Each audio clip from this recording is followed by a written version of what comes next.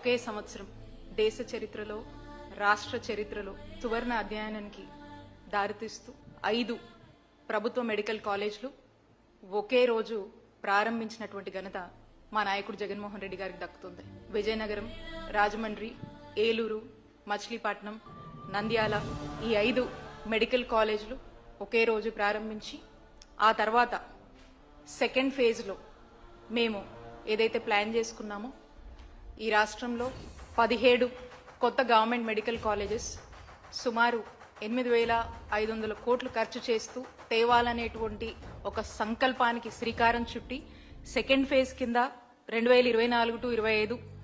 పాడేరు, మార్కాపురం, మదనేపల్లి, పులివెందల, ఆదోని, అలాగే థర్డ్ ఫేజ్లో 2025 నుంచి 26 అకాడమిక్ ఇయర్కి పిడుగురాళ్ల, అమలాపురం, బాపట్ల, పెనుగొండ, నర్సీపట్నం, పాలకొల్లు, పార్వతీపురం